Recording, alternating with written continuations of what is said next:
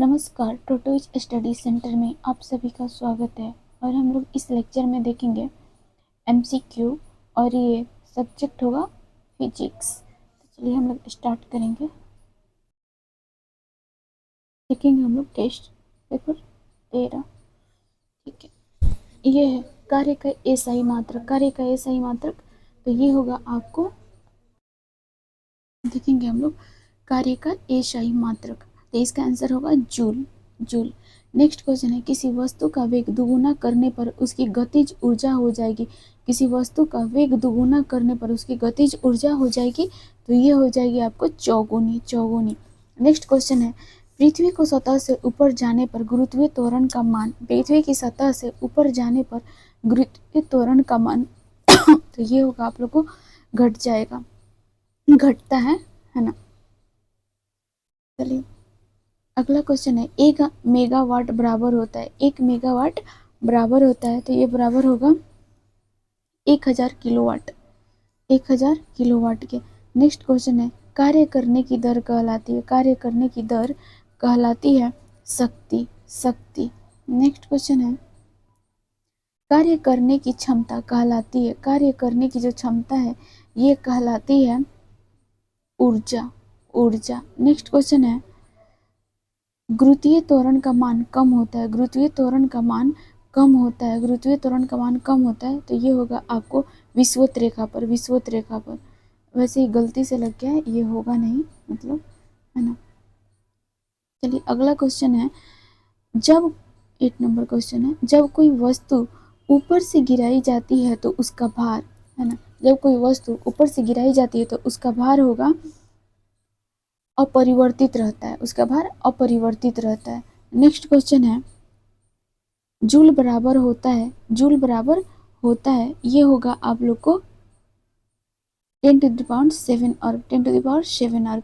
Next question है, गतिज ऊर्जा समीकरण है। गतिज ऊर्जा समीकरण है 10 नंबर क्वेश्चन। गतिज ऊर्जा समीकरण है 1/2 mv²। 1/2 mv²। नेक्स्ट क्वेश्चन देखेंगे। क्वेश्चन है 11 नंबर क्वेश्चन है, गुरुत्वाकर्षण सिद्धांत किसने दिया था। गुरुत्वाकर्षण सिद्धांत किसने दिया था, तो न्यूटन ने दिया था। न्यूटन ने। शक्ति का एसआई मात्रक होता है। शक्ति का एसआई मात्रक होता है, शक्ति का एसआई मात्रक होगा, ये होगा आपको वाट। वाट। 1 किलोवाट घंटा किसके बराबर होता है। 1 किलोवाट किस घंटा किसके बराबर होता है, 3.6 multiply 10⁻6 joule. 3.6 multiply 10⁻6 joule. Next question है, गुरुत्वाकर्षण के सार्वत्रिक नियम का प्रतिपादन किसने किया था। गुरुत्वाकर्षण के सार्वत्रिक नियम का प्रतिपादन किसने किया था, तो ये किया था आपको न्यूटन ने। न्यूटन ने। नेक्स्ट क्वेश्चन है, उपग्रहों की चाल किस पर निर्भर करती है। उपग्रहों की चाल किस पर निर्भर करती है, तो द्रव्यमान पर। द्रव्यमान पर। नेक्स्ट क्वेश्चन है, ग्रहों की गति के नियम का प्रतिपादन किसने किया था। ग्रहों के नियम का प्रतिपादन किसने किया था, तो ये किया था केपलर ने। केपलर ने। नेक्स्ट क्वेश्चन है, एक अश्व शक्ति बराबर होता है, एक अश्व शक्ति बराबर होता है 746 वाट का। 746 वाट का। नेक्स्ट क्वेश्चन है, स्थितिज ऊर्जा और गतिज ऊर्जा की योग कहलाती है। स्थितिज ऊर्जा गतिज ऊर्जा की योग कहलाती है ये आपको यांत्रिक ऊर्जा। यांत्रिक ऊर्जा। नेक्स्ट क्वेश्चन है, ऊर्जा का एसआई मात्रक है। ऊर्जा का जो है एसआई मात्रक क्या है, तो ये है आपको जूल। ऊर्जा का एसआई मात्रक जूल होगा। इसको तो फॉन्ट को थोड़ा जूम करेंगे। दो पिंडों के बीच लगने वाला आकर्षण बल, दो पिंडों के बीच लगने वाला आकर्षण बल कहलाता है, तो ये कहलाता है आपको गुरुत्वाकर्षण बल।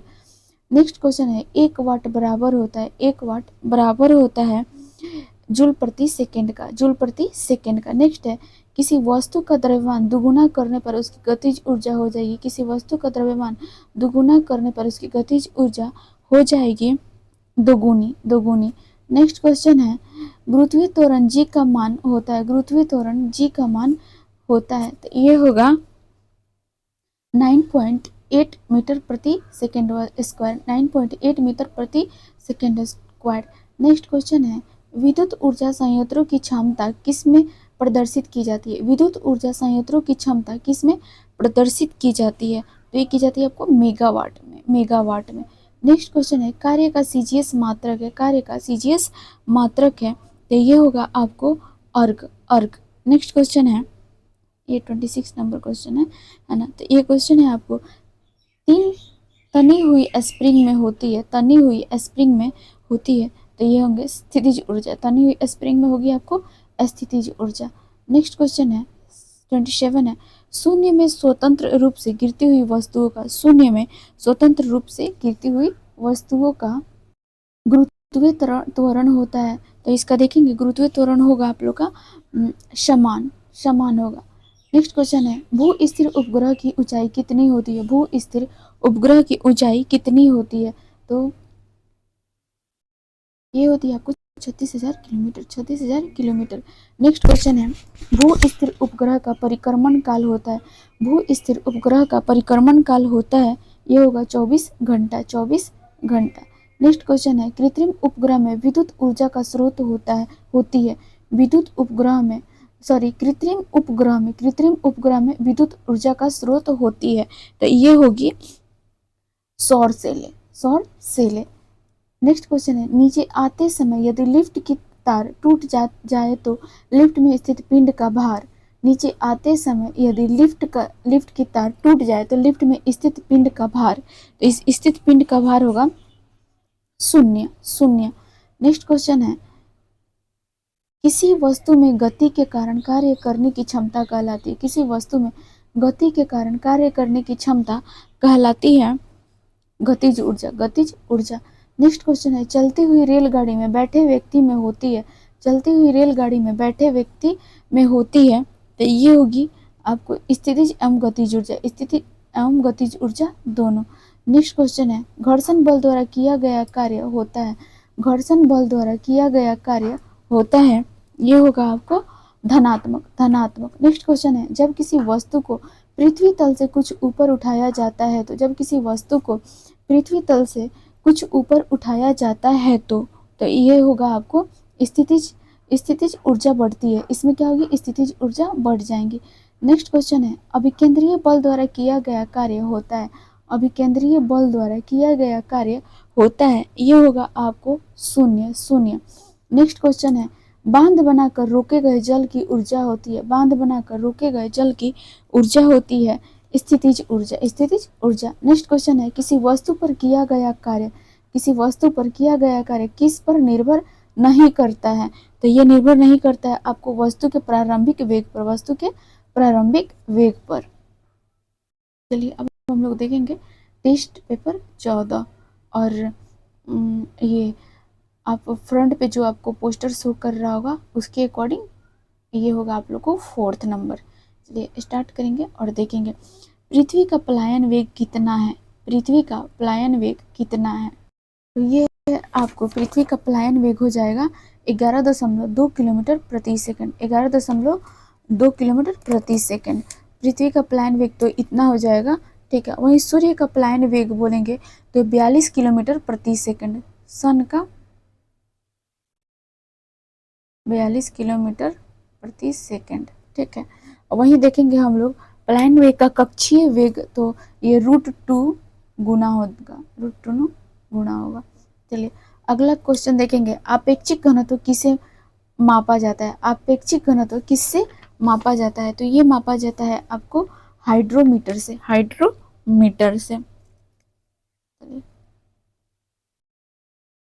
अगला क्वेश्चन है, द्रव का तापमान बढ़ने पर पृष्ठीय तनाव जो क्या होगा ये आपका घटता है, द्रव का तापमान बढ़ेगा तो पृष्ठीय तनाव घट जाएगा। इसलिए हम लोग थोड़ा सा इसमें पृष्ठीय तनाव के बारे में देखेंगे, है ना। तो पृष्ठीय तनाव का कारण अणुओं के बीच ससंजक बल होता है, अणुओं के बीच ससंजक बल को हम देखने को मिलेगा, पृष्ठीय तनाव का कारण यही होता है ना। द्रव और दूसरा एक देखेंगे हम लोग, द्रव एवं बंदूक का संकुचित होकर न्यूनतम क्षेत्र घेरने की प्रवृत्ति होती है, उसे हम क्या बोलेंगे ये होगा आपको पृष्ठीय तनाव के कारण, है ना। और पृष्ठीय तनाव का मात्रक होता है, पृष्ठीय तनाव का मात्रक तो इसका मात्रक होगा आपको न्यूटन प्रति मीटर, है ना। और पृष्ठीय तनाव का इसका विमा देखेंगे, इसका विमा, पृष्ठीय तनाव का विमा होगा आपको ml माइनस 2T⁻², ये होगा, ठीक है। और द्रव का पृष्ठीय तनाव देखेंगे, है ना, तो ये निर्भर करता है आपको द्रव की प्रकृति एवं ताप पर, ठीक है। और द्रव का ताप जब बढ़ाने पर पृष्ठीय तनाव क्या होगा, तो ये घटता है, जो हमारे क्वेश्चन में है। वहीं हम देखेंगे द्रव में घुलनशील अशुद्धि या नमक मिलाने पर द्रव का पृष्ठीय तनाव क्या होगा। यदि हम द्रव में, लिक्विड में घुलनशील अशुद्धि या नमक मिलाने पर देखेंगे तो उसका पृष्ठीय तनाव क्या होगा, बढ़ जाएगा, है ना। और द्रव का ताप बढ़ाने पर पृष्ठीय तनाव घट जाएगा। चलिए आगे देखेंगे।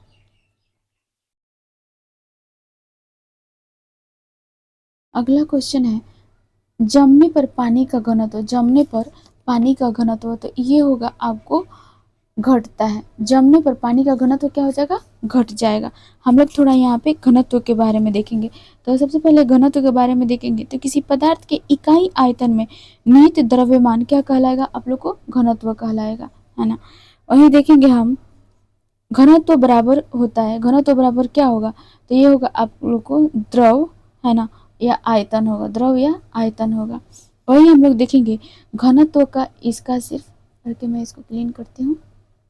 घनत्व का एसआई मात्रक, घनत्व का एसआई मात्रक, तो ये होगा आपको किलोग्राम प्रति मीटर क्यू होगा, है ना। वही हम देखेंगे घनत्व की विमा, घनत्व की विमा की बात करें तो ये घनत्व की विमा होगी आपकी ml/Q होगा, ठीक है। वही आपेक्षिक घनत्व का मापना है तो इसको कैसे मापा जाएगा, हाइड्रोमीटर से, ठीक है। और दूध की शुद्धता भी आप देखेंगे लैक्टोमीटर से मापा जाता है। और हाइड्रोमीटर और लैक्टोमीटर देखेंगे तो किस सिद्धांत पर कार्य करेगा, प्लावन के सिद्धांत पर। चलिए, है ना, एक घनत्व के बारे में हम बता रहे थे। चलिए अब अगला क्वेश्चन हम लोग देखेंगे, दाब किस पर निर्भर करता है, दाब जो है ये किस पर निर्भर करता है, तो दाब निर्भर करता है आपको क्षेत्रफल पर, क्षेत्रफल पर। नेक्स्ट देखेंगे सूर्य के लिए पलायन वेग का मान होता है, सूर्य के लिए पलायन वेग का मान होता है आपको 42 किलोमीटर प्रति सेकंड, 42 किलोमीटर प्रति सेकंड। नेक्स्ट क्वेश्चन है दूध से क्रीम निकालने पर घनत्व, दूध से क्रीम निकालने पर घनत्व ये होगा आपको बढ़ जाएगा, दूध से जब आप क्रीम निकाल लेंगे तो इसका घनत्व बढ़ जाएगा। नेक्स्ट क्वेश्चन है दूध की शुद्धता किसमें मापी जाती है, दूध की शुद्धता किसमें मापी जाती है, तो लैक्टोमीटर में, लैक्टोमीटर में। नेक्स्ट क्वेश्चन है घनत्व का एसआई मात्रक क्या है, घनत्व का एसआई मात्रक क्या है, तो ये है किलोग्राम प्रति मीटर क्यूब, किलोग्राम प्रति मीटर क्यूब। नेक्स्ट क्वेश्चन है, ये 3 नंबर क्वेश्चन है, यहाँ पे ब्लर हो गया। हाइड्रोमीटर और लैक्टोमीटर किस सिद्धांत पर कार्य करते हैं, हाइड्रोमीटर और लैक्टोमीटर किस सिद्धांत पर कार्य करते हैं, तो ये प्लावन के सिद्धांत पर कार्य करते हैं। अगला क्वेश्चन है जब बर्फ शुद्ध जल में तैरती है तो उसका कितना भाग पानी के ऊपर रहता है, जब बर्फ शुद्ध जल में तैरती है तो उसका कितना भाग पानी के ऊपर रहता है, तो ये रहेगा आपको 1/10 भाग, 1/10 भाग। अगला क्वेश्चन है समुद्र तल पर औसत वायुदाब कितनी होती है, समुद्र तल पर औसत वायुदाब कितनी होगी, तो 76 सेंटीमीटर, 76 सेंटीमीटर। नेक्स्ट क्वेश्चन देखेंगे, क्वेश्चन है मात्रा बदलने पर किसमें कोई परिवर्तन नहीं होता, मात्रा बदलने पर किसमें कोई परिवर्तन नहीं होता, तो ये होगा आपको घनत्व में, घनत्व में।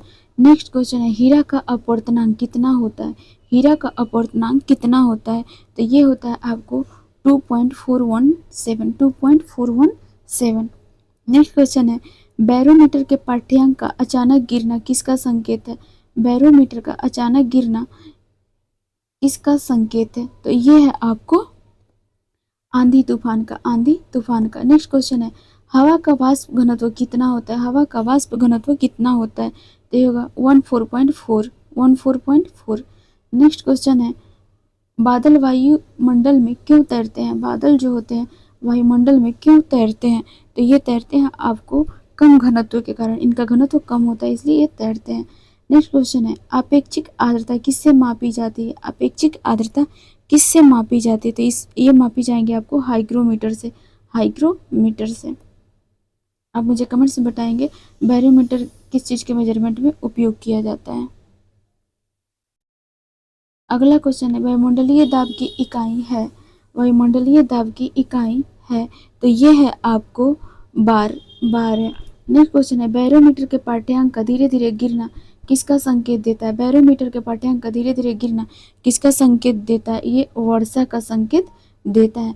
अगला क्वेश्चन है चंद्रमा के लिए पलायन वेग है, चंद्रमा के लिए पलायन वेग है, तो ये है आपको 2.38 किलोमीटर प्रति सेकंड, 2.38 किलोमीटर प्रति सेकंड। नेक्स्ट क्वेश्चन है पृष्ठीय तनाव का मात्रक होता है, पृष्ठीय तनाव का मात्रक होता है न्यूटन प्रति मीटर, न्यूटन प्रति मीटर। नेक्स्ट क्वेश्चन है जमने पर पानी का आयतन, जमने पर पानी का आयतन क्या होगा, तो ये होगा आपको बढ़ता है, बढ़ता है। नेक्स्ट क्वेश्चन है 24 नंबर किसी सतह के एकांक क्षेत्रफल पर लगने वाला बल क्या कहलाता है, किसी सतह के एकांक क्षेत्रफल पर लगने वाला बल क्या कहलाता है, तो ये कहलाएगा दाब कहलाता है, दाब कहलाता है। नेक्स्ट क्वेश्चन है पहाड़ी पर खाना पकाना कठिन होता है, पहाड़ी पर खाना पकाना कठिन होता है क्योंकि, है ना, क्योंकि यहाँ पे ऊपर वायुदाब कम होते हैं, क्योंकि यहाँ पे ऊपर वायुदाब कम होते हैं। अगला क्वेश्चन है दाब की विमा क्या है, दाब की विमा क्या है, तो इसकी विमा है आपको ml का पावर -1 और t का पावर -2। चलिए अगला क्वेश्चन देखेंगे जब एक गैस के पात्र में दबाव बढ़ाया जाता है, जब एक गैस के पात्र में दबाव बढ़ाया जाता है तो उसका द्रव्यमान, तो उसका द्रव्यमान क्या होगा, स्थिर रहेगा, स्थिर रहेगा। नेक्स्ट क्वेश्चन है जल का घनत्व अधिकतम तथा आयतन न्यूनतम होता है, जल का घनत्व अधिकतम तथा आयतन न्यूनतम होता है, ये होगा आपको 4 डिग्री सेल्सियस पर।